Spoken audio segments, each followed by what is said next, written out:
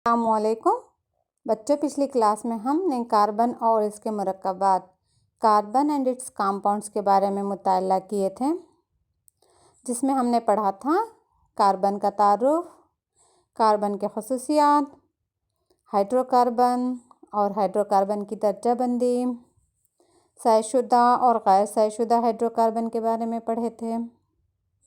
तो आज इसी सबक को आगे बढ़ाते हुए कार्बन और इसके मुरक्कबात के बारे में मज़ीद मालूमात हासिल करेंगे। तो बच्चों, आज के इस सेशन में हम पढ़ेंगे आज तफ़ाइली ग्रुप, कार्बन और इसके मुरक्कबात के मुताल्लिक़ से तफ़ाइली ग्रुप यानी कि फंक्शनल ग्रुप्स, हमवस सिलसिला, होमोलोगस सीरीज़ और कार्बन और इसके मुरक्कबात के कीमियाई खसूसियात के बारे में आज हम पढ़ेंगे। तो सबसे पहले बच्चों, तफ़ाइली ग्रुप क्या है? तफ़ाइली ग्रुप किसे कहते हैं? फंक्शनल ग्रुप्स, कार्बन और इसके मुरक्कबात के जो फंक्शनल ग्रुप्स होते हैं वो किस तरह से होते हैं, इसके बारे में देखेंगे। हाइड्रोकार्बन्स के जो मुरक्कबात होते हैं, उन हाइड्रोकार्बन्स के मुरक्कबात में एक ऐसा अंसर होता है जो एक या एक से ज़्यादा हाइड्रोजन एटम को हटाता है, यानी कि वो अंसर जो एक या एक से ज़्यादा हाइड्रोजन एटम को हटाता है उसको हेटेरो एटम्स कहते हैं। जैसे कि हैलोजेंस है। हैलोजेंस में क्या देखें हम पीरियोडिक क्लासिफिकेशन के सबक में, क्लोरीन, फ्लोरीन, ब्रोमीन, आयोडीन, ये तमाम क्या हैं? ये हैलोजेंस हैं। तो ये हैलोजेंस क्या है? हाइड्रोकार्बन मुरक्कब में रहने वाले जो हाइड्रोजन होते हैं, उन हाइड्रोजन्स को एक हाइड्रोजन या फिर एक से ज़्यादा हाइड्रोजन को क्या है हटाने वाला आंसर क्या कहलाता है? हेटेरो एटम कहलाता है। जैसे कि हैलोजेंस हाइड्रोजन को हटाते हैं। आगे हम देखेंगे बच्चों इसके बारे में। इसी तरह से हेटेरो एटम ग्रुप्स की शक्ल में भी पाए जाते हैं, जैसे कि CO ketone group, COOH carboxylic group, OH alcohol group, CHO aldehyde group.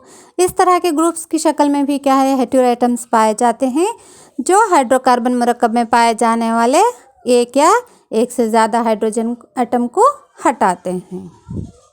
तो ये हेटेरो एटम्स या फिर हेटेरो एटम का ग्रुप जो कार्बन की जंजीर की खसूसियत का क्या है तायन करते हैं। कार्बन की जंजीर यानी कि कार्बन के मुरक्कबात को एक मखसूस खसूसियत क्या है फराहम करते हैं। तो ऐसे ग्रुप्स को क्या कहा जाता है? तफ़ाइली ग्रुप या फिर फंक्शनल ग्रुप कहा जाता है। तो हाइड्रोकार्बन जो मुरक्कबात होते हैं उनके खसूसियात कार्बन जंजीर की लंबाई पर मुनहसिर नहीं होता। हाइड्रोकार्बन के मुरक्कबात के खसूसियात इन फंक्शनल ग्रुप्स के ऊपर क्या होता है? मुनहसिर होता है। यहाँ पर इस टेबल में फंक्शनल ग्रुप्स दिए गए हैं और इनके फार्मूलेज दिए गए हैं। हैलोजेंस, ये फंक्शनल ग्रुप्स जो है इनके जो फार्मूले हैं हैलोजेंस में कौन कौन से आते हैं बताई थी बच्चों? क्लोरीन, ब्रोमीन, आयोडीन, ये सभी क्या है? हैलोजेंस हैं। इसी तरह से OH ये फंक्शनल ग्रुप क्या है? ये अल्कोहल। तो अल्कोहल क्या है? ये फंक्शनल ग्रुप है और इसका जो फार्मूला है वो है OH। इसी तरह से आल्डिहाइड एक फंक्शनल ग्रुप है और इसका जो फार्मूला है CHO। इसी तरह से कीटोन एक और फंक्शनल ग्रुप है और इसका जो फार्मूला है CO है। और कार्बोक्सिलिक का ज़ाब्ता क्या है? COOH। और इसी तरह से अमाइंस NH3।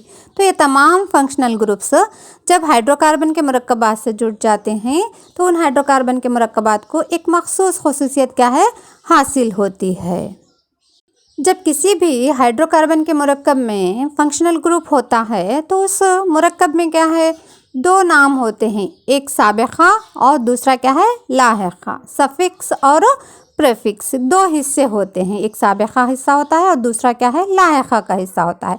जैसे कि अगर हाइड्रोकार्बन को हैलोजेंस है, क्लोरीन, ब्रोमीन है, तो हाइड्रोजन क्लोरीन हाइड्रोजन को जब हटाता है तो क्लोरीन क्या है? हाइड्रोजन की जगह लेने पर क्या है? वहाँ पर क्या बन जाता है? वो मुरक्कब क्लोरोहाइड्रोकार्बन बन जाता है। मिसाल के तौर पे यहाँ पे आप इस टेबल में देखिए हैलोजेंस में क्लोरीन और ब्रोमीन जब होते हैं तो यहाँ पर ये फंक्शनल ग्रुप जब हैलोजन है तो यहाँ पर साबिक़ा जो होता है वो है क्लोरो, अगर क्लोरीन रहा तो क्लोरो, अगर ब्रोमीन रहा तो ब्रोमो। तो यहाँ पर मिसाल के तौर पे प्रोपीन लिया गया है। इस टेबल में देखिए प्रोपीन का ज़ाबिता क्या है? प्रोपीन का C3H8 होता है। प्रोपेन का ज़ाबिता क्या होता है? C3H8।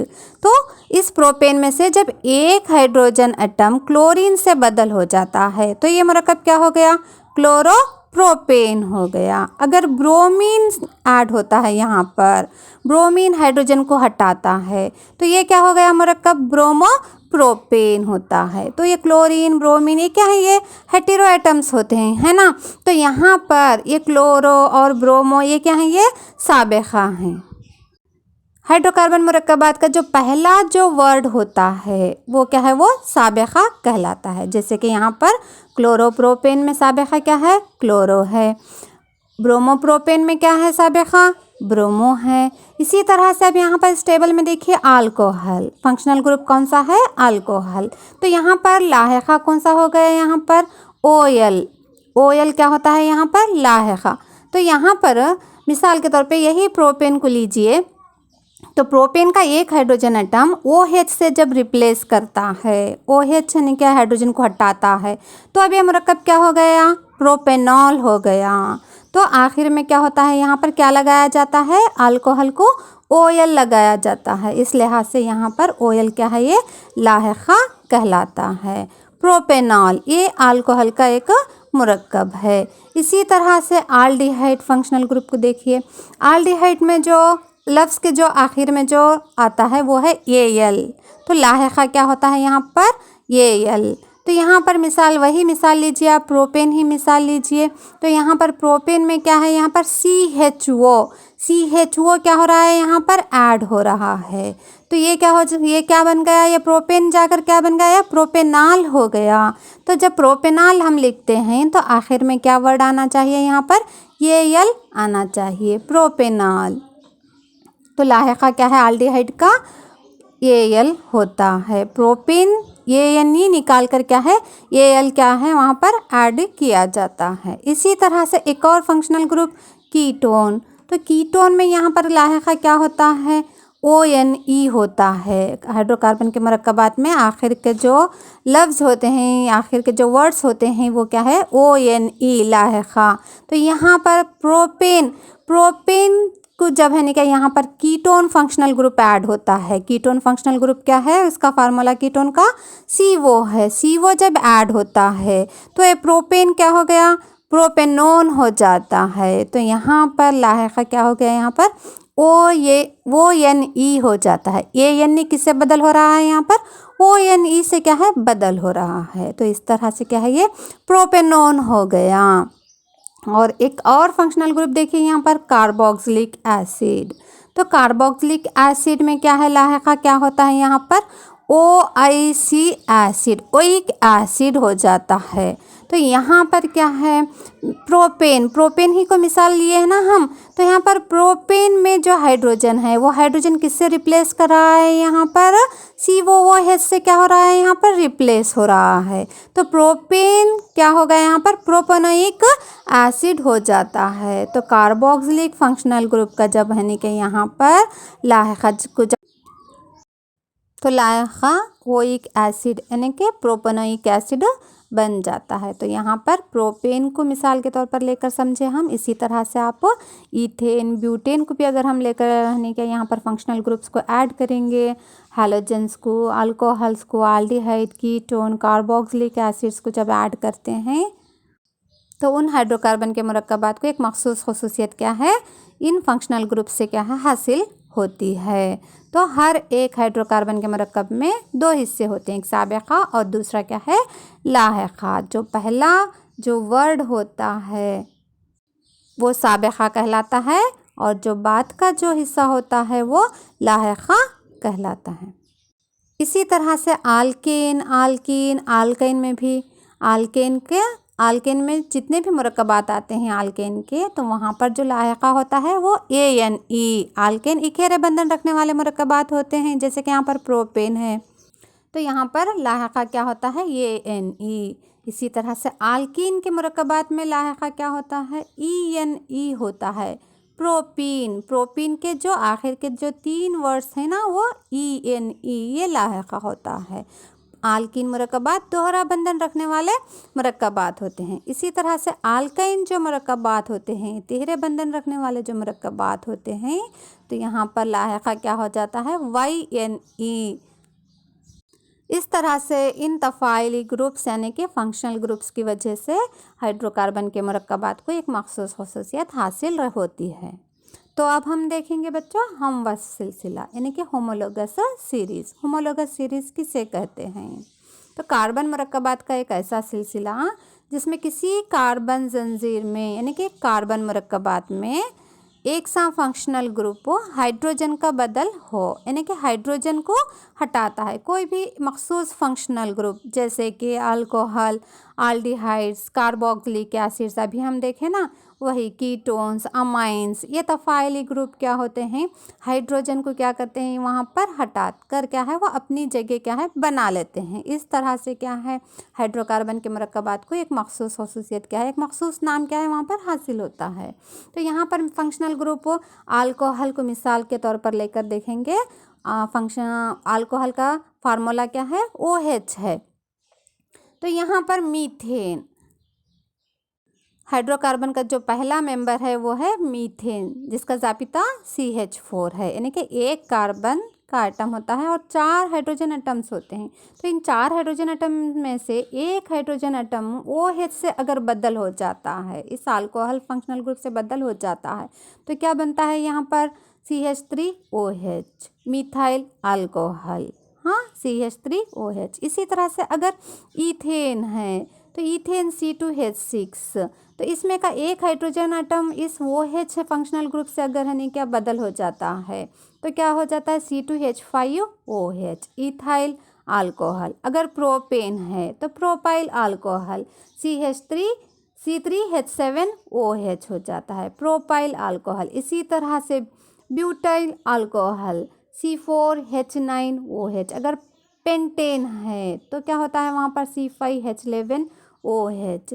तो ये फंक्शनल ग्रुप सेम होते हैं, मगर CH में क्या होता है यहाँ पर तब्दीली आती है।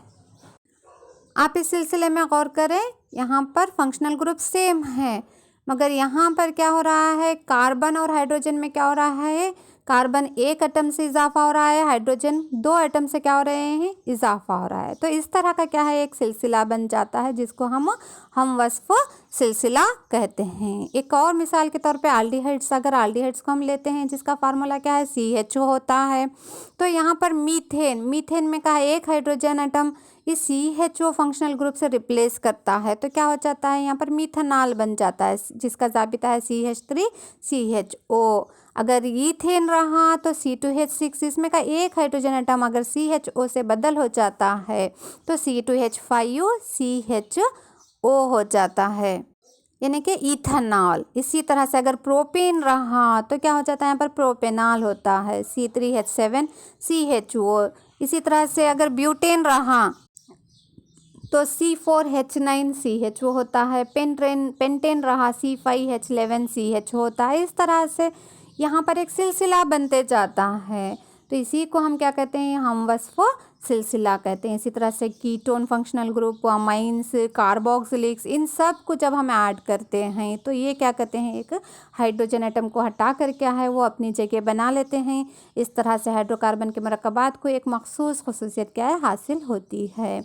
अब यहाँ पर होमोलोगस सीरीज इन आल्केन्स, आल्केन्स में भी देखिए क्या होता है, आल्केन का जो सबसे पहला जो मेंबर है वो मीथेन है ना, तो मीथेन CH4 इसका जाबिता है। इसी तरह से ईथेन C2H6 है, प्रोपेन C3H8 है, ब्यूटेन C4H10 है, पेंटेन C5H12 है। इस तरह से क्या है ये यहाँ पर भी गौर करें आप कितने का इजाफा हो रहा है CH2 से इजाफा हो रहा है, मीथेन CH4 है ना, ईथेन क्या है C2H6, तो कार्बन एटम 1 से इजाफा हो गया यहाँ पर, हाइड्रोजन में क्या है यहाँ पर 2 से इजाफा हो गया। इसी तरह से ईथेन और प्रोपेन को लीजिए तो इनमें भी क्या है CH2 से इजाफा हो गया। प्रोपेन और ब्यूटेन को लीजिए तो यहाँ पर भी CH2 से इजाफा हो गया। ब्यूटेन और पेंटेन को लीजिए, यहाँ पर भी CH2 से इजाफा हो गया। तो इस तरह का क्या है एक सिलसिला क्या है ये बनता है, जिसको हम हमवस्फ सिलसिला कहते हैं। इसी तरह से आल्कीन्स और आल्काइंस में भी बिल्कुल उसी तरह से यहाँ पर भी क्या होता है, यहाँ पर इन मुरक्कबात में आल्कीन्स के मुरक्कबात देखिए, ईथीन जिसका जाबिता है C2H4, प्रोपीन C3H6 है, ब्यूटीन C4H8 है, पेंटीन C5H10 है, हेक्सीन C6H12 है। तो इन मुरक्कबात में भी जब आप गौर करेंगे तो यहाँ पर भी CH2 से क्या हो रहा है, इजाफा हो रहा है। बिल्कुल उसी तरह से आल्काइन मुरक्कबात में भी, आल्काइन मुरक्कबात में ईथाइन है ना, तो C2H2 है इसका जाबिता, प्रोपाइन का C3H4 है, ब्यूटाइन का C4H6 है, पेंटाइन का C5H8 है, हेक्साइन का C6H10 है। तो यहाँ पर भी क्या हो रहा है, CH2 का इजाफा हो रहा है। इथाइन और प्रोपाइन में कितने का डिफरेंस है, CH2 का है। प्रोपाइन और ब्यूटाइन में कितने का डिफरेंस है, CH2 का है। ब्यूटाइन और पेंटाइन में यहाँ पर भी CH2 का है। पेंटाइन और हेक्साइन में इसी तरह से क्या है, यहाँ पर CH2 का क्या होता है, फ़र्क होता है। तो हाइड्रोकार्बन के मुरक्कबात जितने भी हैं सभी क्या है, हमवस्फ सिलसिले का मुज़ाहिरा करते हैं। तो यहाँ पर क्या है, इन हमवस्फ सिलसिले के तहत क्या है, इनके खसूसियात क्या होते हैं देखिए हाइड्रोकार्बन के मुरक्कबात के। तो प्रॉपर्टीज़ देखेंगे तो इन मुरक्कबात के जनरल फार्मूले एक सा होते हैं, चाहे वो आल्केन्स हो या फिर आल्काइन्स हो। तो अगर आल्केन का हमवस्फ सिलसिला रहा तो वहाँ पर जनरल फार्मूला क्या होगा, CnH2n+2। अगर आल्कीन का हमवस्फ सिलसिला रहा तो वहाँ पर फार्मूला क्या होगा, CnH2n-2 होगा। इसी तरह से अगर आल्काइंस का हमवस्फ सिलसिला रहा तो उनका जनरल फार्मूला क्या होगा, CnH2n होगा। और इसी तरह से जो दूसरी खसूसियत वो क्या है, कोई दो मुतवातर अरकान के दरमियान का फ़र्क क्या होता है, CH2 का फ़र्क होता है। अभी हम देखे थे ना, एक मुरक्कब यानी कि मीथेन और प्रोपेन, मीथेन और ईथेन के दरमियान में कितने का फ़र्क है, CH2 का फ़र्क है। इसी तरह से ईथेन प्रोपेन में CH2 का फ़र्क है। तो हर दो मुतवातर अरकान के दरमियान का फ़र्क क्या होता है, CH2 से फ़र्क होता है। और इनके कीमियाई खसूसियात एक सा होते हैं, लेकिन इनके तिब्बी खसूसियात क्या होते हैं, मुख्तलिफ होते हैं। इनका मेल्टिंग पॉइंट, इनका बॉइलिंग पॉइंट, ये सभी क्या होता है, ये मुख्तलिफ होते हैं एक दूसरे से। इनके कीमियाई खसूसियात एक सा इसलिए होते हैं क्योंकि ये सभी क्या है, हाइड्रोकार्बन के मुरक्कबात होते हैं। इन तमाम मुरक्कबात में हाइड्रोजन और कार्बन क्या होता है, एक सा होता है।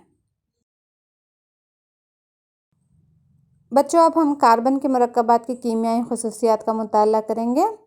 चूँकि ज़्यादातर ईंधन जिनका हम इस्तेमाल करते हैं वो या तो कार्बन होते हैं या फिर उनके मुरक्कबात होते हैं, कार्बन के मुरक्कबात होते हैं।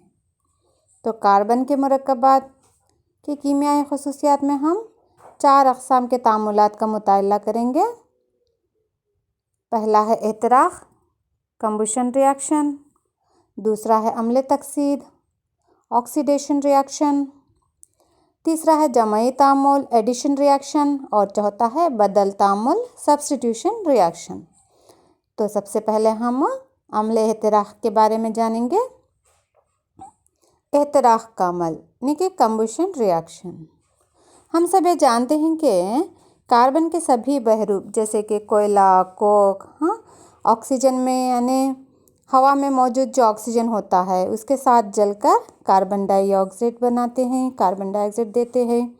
और साथ ही साथ हरारत और रोशनी भी खारिज होती है, यानी कि तवानाई भी खारिज होती है। ज़्यादातर कार्बन के जो भी मुरक्कबात जलते हैं तो बहुत ही बड़ी मकदार में क्या है, तवानाई का इखराज होता है, जो कि शक्ल में होती है तवानाई हरारत और रोशनी की शक्ल में होती है। तो अम्ल एहतराक़ यानी कि ये वो अमल है जिसमें कार्बन और इसके मुरक्कबात ऑक्सीजन के साथ जलकर या फिर हवा में मौजूद जो ऑक्सीजन होता है उसके साथ तामुल पाकर कार्बन डाइऑक्साइड और तवानाई खारिज करते हैं। तवानाई जो रोशनी और हरारत की शक्ल में होती है, इसलिए इनको ईंधन के तौर पर इस्तेमाल किया जाता है। कार्बन के मुरक्कबात को ईंधन के तौर पर हम इस्तेमाल करते हैं। तो अब मिसालों के ज़रिए समझने की कोशिश करेंगे बच्चों। यहाँ पर एग्जाम्पल के तौर पे देखिए कार्बन। तो कार्बन जब ऑक्सीजन के साथ जलता है तो कार्बन डाइऑक्साइड और यहाँ पर तवानाई खारिज हो रही है। तो इसको यहाँ पर हम मसावात की शक्ल में लिखे हैं। क्या है यहाँ पर मसावात? देखिए कार्बन यानी कि C+O2, कार्बन ऑक्सीजन के साथ तामुल पा रहा है। क्या दे रहा है यहाँ पर? Gives rise to CO2, carbon dioxide, और हीट एंड लाइट यानी कि तवानाई हरारत और रोशनी की शक्ल में खारिज हो रही है। तो इस तरह से कार्बन आंसर ऑक्सीजन के साथ मिलकर कार्बन डाइऑक्साइड और हरारत और रोशनी खारिज कर रहा है। इसी तरह से अब यहाँ पर दूसरा एग्जाम्पल देखिए। कार्बन का एक मुरक्कब है जिसका नाम है यहाँ पर मीथेन, और मीथेन का जाबिता क्या है? CH4। तो ये मीथेन ऑक्सीजन के साथ जलकर कार्बन डाइऑक्साइड, पानी, हरारत और रोशनी यानी कि एनर्जी, तवानाई क्या हो रही है? यहाँ पर खारिज हो रही है। तो यहाँ पर इसको भी क्या है, मसावात में किस तरह से लिखे हैं? देखो बच्चों, CH4 यानी कि मीथेन प्लस O2 ऑक्सीजन के साथ तामुल पाता है, जलता है ऑक्सीजन के साथ, तो गिव्स राइज टू क्या दे रहा है यहाँ पर? CO2 plus H2O, carbon dioxide और पानी बन रहा है, और हरारत और रोशनी भी क्या हो रही है? यहाँ पर खारिज हो रही है।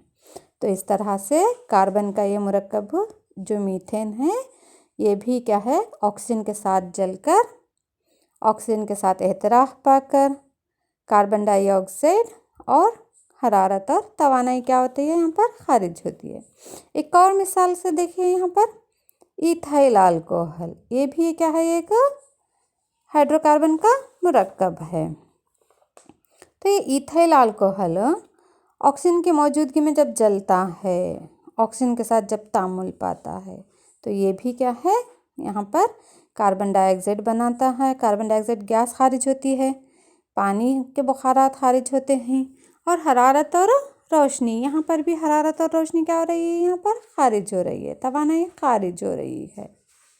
मसावात की शक्ल में यहाँ पे देखो बच्चों किस तरह से लिखा गया है। इथाइल अल्कोहल C2H5OH और ऑक्सीजन दोनों तामुल पाते हैं, तो यहाँ पर भी कार्बन डाइऑक्साइड और पानी और तवानाई क्या हो रही है? खारिज हो रही है।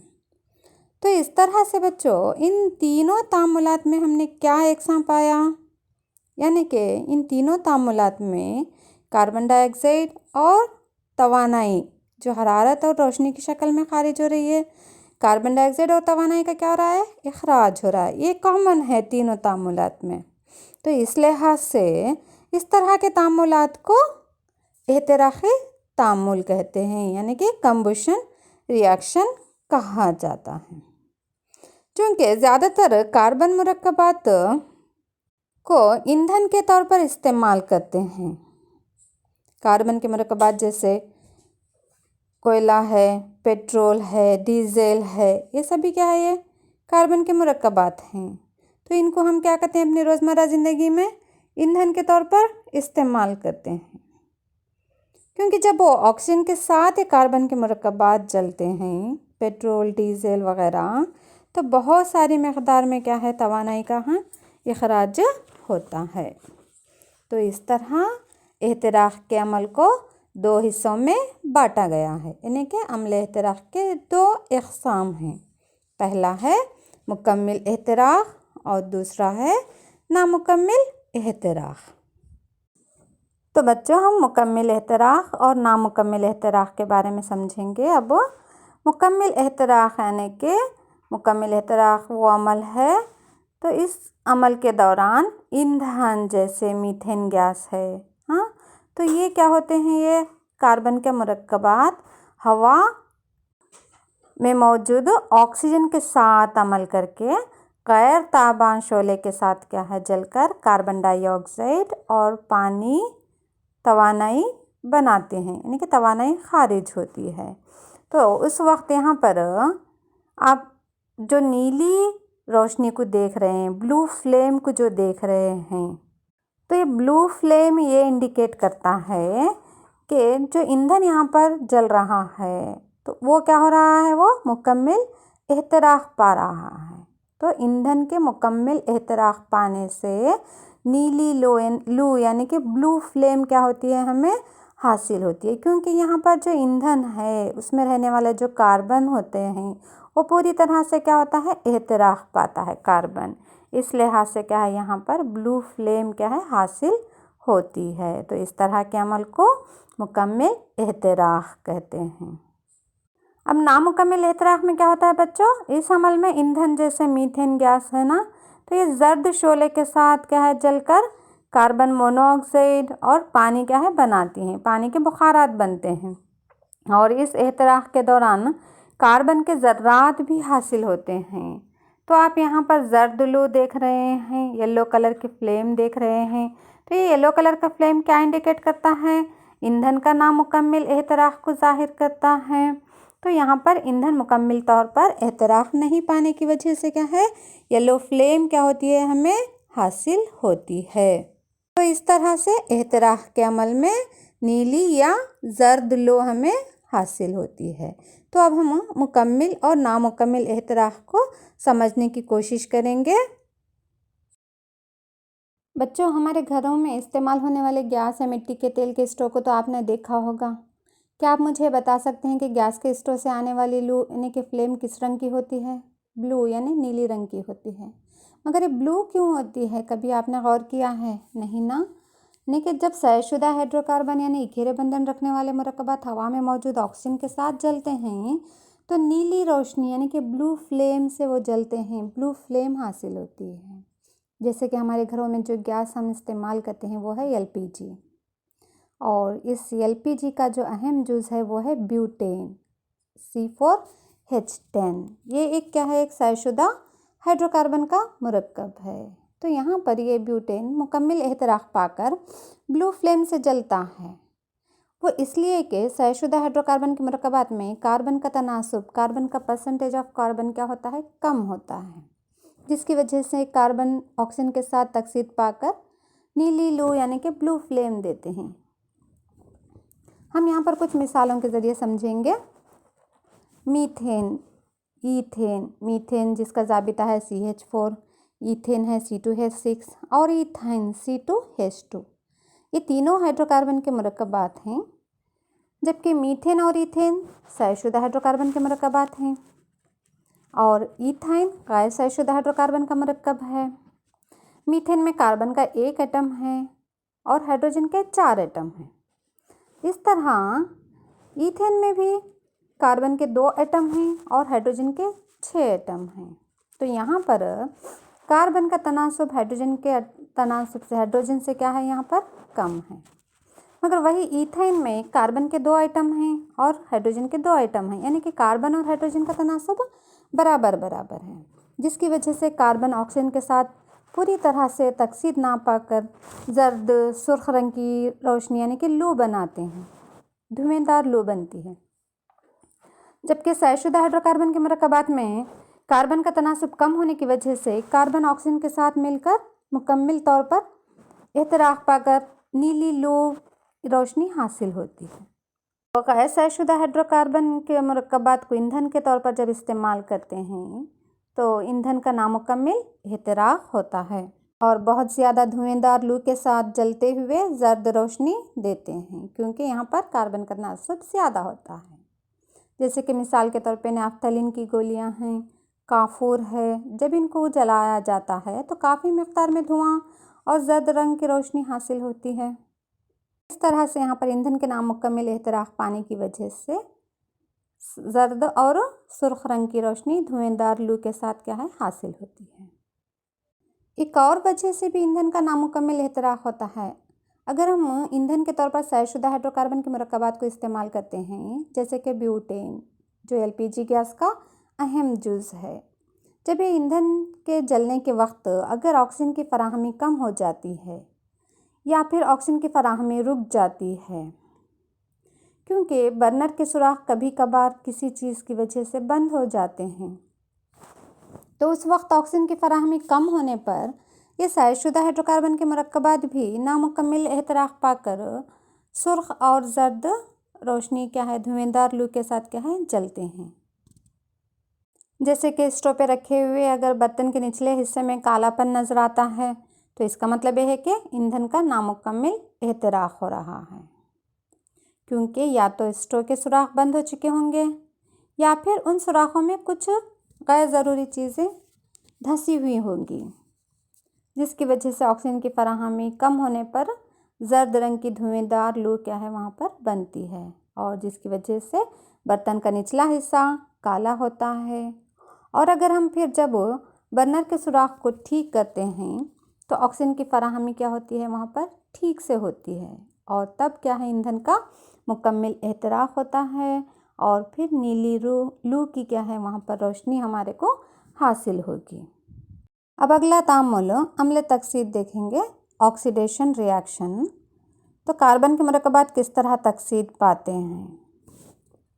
अम्ल तकसीद वो अमल है जिसमें एक शय दूसरी शय में ऑक्सीजन को मुंसलिक करती है, यानी कि किसी शय की मौजूदगी में मरकबात ऑक्सीजन को हासिल करते हैं। तो कार्बन के मरकबात एहतराक के नतीजे में आसानी के साथ तकसीद हो जाते हैं, जैसे कि मीथेन ऑक्सीजन के साथ मुंसलिक होकर कार्बन डाइऑक्साइड और पानी बनाता है। और इस मुकम्मल तकसीद के अलावा कुछ ऐसे तामुलात भी हैं जिनमें हाइड्रोकार्बन के मरकबात जैसे अल्कोहल, तो ये अल्कोहल जैसे मरकबात ऑक्सीजन को हासिल करके कार्बोक्सिलिक एसिड बनाते हैं, यानी कि अल्कोहल कार्बोक्सिलिक एसिड में तब्दील होने के लिए उनको ऑक्सीजन को हासिल करना पड़ता है। तो इस तरह से ऑक्सीजन को हासिल करने का अमल क्या कहलाता है, ऑक्सीडेशन रिएक्शन, अम्ल तकसीद। मसलन मीथानॉल, मिथाइल अल्कोहल, मिसाल के तौर पे जब इस मिथाइल अल्कोहल में खलवी पोटाशियम परमैंगनेट KMnO4 को जब टेस्ट ट्यूब में ऐड किया जाता है दोनों को, तो वहाँ पर बनने वाला मरकब कौन सा होता है, मिथानोइक एसिड बनता है। मिथानॉल अब क्या में तब्दील हो रहा है, मिथानोइक एसिड। क्यों भाई, मिथानॉल में एक ऑक्सीजन एटम था, है ना, तो वो ऑक्सीजन एटम क्या हो गया, अब एक कार्बन एटम के साथ मुंसलिक होने पर मिथानोइक एसिड यहाँ पर बनता है। तो इस तरह मिथानोइक एसिड में दो ऑक्सीजन एटम और एक कार्बन एटम से यहाँ पर दो ऑक्सीजन एटम जुड़ जाते हैं। तो इसका मतलब ये हुआ कि मिथानॉल खलवी पोटाशियम परमैंगनेट की मौजूदगी में तकसीद पाकर ऑक्सीजन को हासिल करके मिथानोइक एसिड बनाता है। यहाँ पर एक ऑक्सीजन एटम का इजाफा हो रहा है, तो ये अमल क्या कहलाता, अम्ल तकसीद कहलाता है, यानी कि ऑक्सीजन के एटम में इजाफा होना, ऑक्सीजन में क्या होना, यहाँ पर ऑक्सीजन एटम मुंसलिक होना, जुड़ जाना, तो ये अमल अम्ल तकसीद। एक और मिसाल इथेनॉल, इथाइल अल्कोहल। जब इथाइल अल्कोहल तेजाबी पोटाशियम डाइक्रोमेट K2Cr2O7 इससे जब तामुल पाता है, किससे, पोटाशियम डाइक्रोमेट के साथ, तो कौन सा एसिड बनेगा वहाँ पर, इथेनोइक एसिड बन जाता है। इथेनोइक एसिड यानी CH3COOH। तो इस तरह इथेनॉल, इथाइल अल्कोहल में एक ऑक्सीजन एटम एक कार्बन एटम से यहाँ पर क्या हो रहा है, इजाफा हो रहा है, यानी कि जुड़ रहा है। जब ये इथेनोइक एसिड में तब्दील होता है तो यहाँ पर दो ऑक्सीजन एटम एक ही कार्बन से यहाँ पर जुड़े हुए होते हैं, जबकि इथेनॉल में क्या है, एक कार्बन से एक ऑक्सीजन जुड़ा हुआ होता है। अब इथेनोइक एसिड में एक कार्बन एटम से दो ऑक्सीजन एटम जुड़े हुए होते हैं। तो इस तरह से यहाँ पर भी एक ऑक्सीजन एटम का क्या हो गया, इजाफा हो गया। तो इस तरह खलवी पोटाशियम परमैंगनेट और तेजाबी पोटाशियम डाइक्रोमेट जैसे मुरक्कबात हाइड्रोकार्बन मुरक्कबात में ऑक्सीजन को मुंसलिक करते हैं। तो इस तरह पोटाशियम परमैंगनेट और पोटाशियम डाइक्रोमेट अल्कोहल को एसिड में तकसीद करते हैं। यानी पहले वाली शय से ऑक्सीजन को मुंसलिक करते हैं और इस तरह के मुरक्कबात को तकसीदी एजेंट, ऑक्सीडाइजिंग एजेंट कहा जाता है। तकसीदी एजेंट जो ऑक्सीजन को मुंसलिक करने में मदद करते हैं, ऐसे मुरक्कबात को ऑक्सीडाइजिंग एजेंट या फिर तकसीदी एजेंट कहते हैं। तो यहाँ पर कौन से हैं तकसीदी एजेंट? पोटाशियम परमैंगनेट और पोटाशियम डाइक्रोमेट है। तो ये था अम्ल तकसीद यानी कि ऑक्सीडेशन रिएक्शन। तो अगला तामुल देखेंगे अब जमाई तामुल एडिशन रिएक्शन। ये वो अमल है जिसमें दो या दो से ज़्यादा किसी अंसर के जौहर या सालिमे किसी और मुरक्कब से जुड़कर एक नया और बड़ा सालिमा बनाते हैं। तो अब हम इस एडिशन रिएक्शन को मिसालों के ज़रिए समझेंगे। जब गैर तयशुदा हाइड्रोकार्बन के मुरक्कबात जैसे ईथीन, प्रोपीन ये दोहरा बंधन रखने वाले मुरक्कबात होते हैं। तो जब ये मुरक्कबात किसी दूसरे सालिमे के साथ जुड़ते हैं तो इनका बंधन, एक बंधन क्या है, टूट जाता है। दो बंधन में से एक बंधन टूट जाता है और दूसरा सालिमा कार्बन से क्या है वहाँ पर जुड़ जाते हैं, जिसकी वजह से इखेरे बंधन रखने वाला मुरक्कब हासिल होता है, यानी कि तयशुदा हाइड्रोकार्बन का मुरक्कब बनता है। जैसा आप यहाँ पर मसावात में देख रहे हैं। तो मिसाल के तौर पे फ़र्ज़ कीजिए कि यहाँ पर ए बी किसी एक अंसर का सालिमा है और ये दोहरे बंधन रखने वाला एक मुरक्कब है। तो ये ए बी किसी एक जो ये अंसर का सालिमा है दोहरे बंधन रखने वाले मुरक्कब से जब जुड़ता है तो कार्बन कार्बन के दरमियान के दोहरा बंधन क्या होता है, वहाँ पर टूट जाता है और ए बी का सालिमा इस हाइड्रोकार्बन के मुरक्कब से जुड़ जाता है, जुड़कर इखेरे बंधन रखने वाला मुरक्कब बनता है, जिसकी वजह से दो नए बंधन क्या है तश्कील में आते हैं, दो नए बंधन यहाँ पर बनते हैं। और इस तरह के एडिशन रिएक्शन का अहम जो इत्तलाक है वो हाइड्रोजनेशन का अमल है।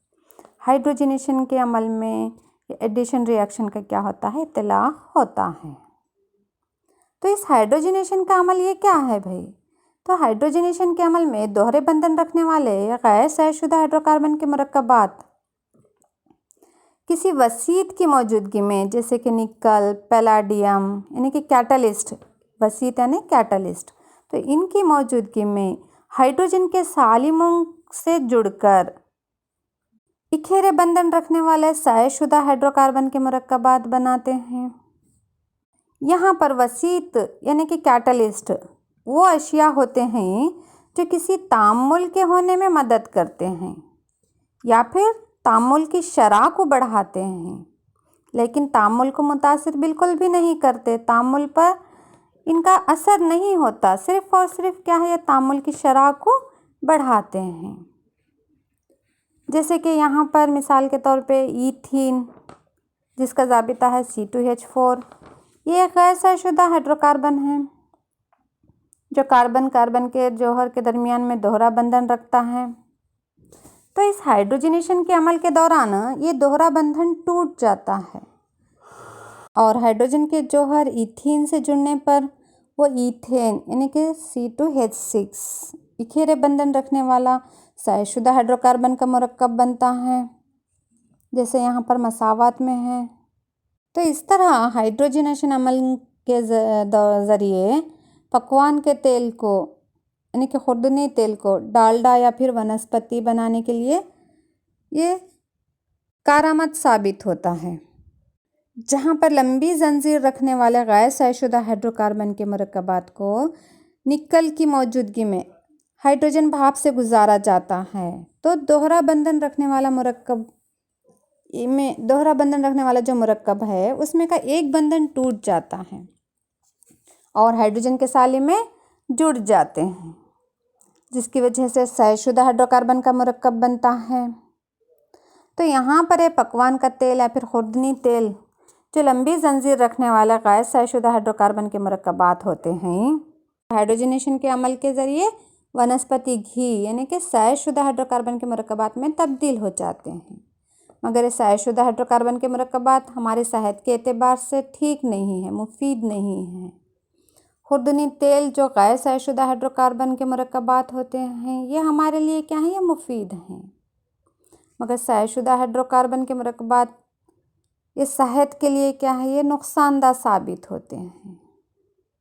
तो इस तरह जमाई तामुल यानी कि एडिशन रिएक्शन में किसी दूसरे अंसर के साली में दोहरे बंधन रखने वाले मुरक्कबात से जुड़कर इकेरे बंधन रखने वाले शायदशुदा हाइड्रोकार्बन के मुरक्कबात में तब्दील होते हैं। तो ये अमल क्या कहलाता है, एडिशन रिएक्शन या जमाई तामुल कहलाता है। अब अगला तामुल देखेंगे, बदल तामुल, सब्स्टिट्यूशन रिएक्शन। सब्स्टिट्यूशन रिएक्शन बदल तामुल ऐसा अमल है, ऐसा तामुल है जिसमें एक जौहर की जगह को एक और जौहर से बदला जाता है। तो ये अमल बदल तामुल कहलाता है। अब मिसालों के ज़रिए हम समझने की कोशिश करेंगे। मीथेन जिसका ज़ाबिता है CH4 और क्लोरीन।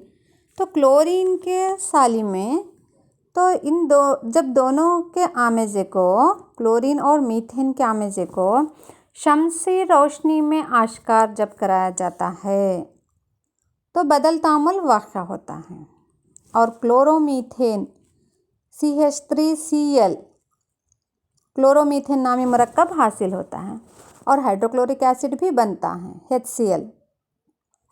तो इस तामुल को मसावात की शक्ल में लिखते हैं। तो यहाँ पर क्लोरीन का एक एटम मीथेन का एक हाइड्रोजन को हटाता है। क्लोरीन क्या कर रहा है, यहाँ पर मीथेन के हाइड्रोजन को हटाकर अपनी जगह बना रहा है, जिससे क्या बन रहा है, यहाँ पर क्लोरोमीथेन और हाइड्रोक्लोरिक एसिड बनता है।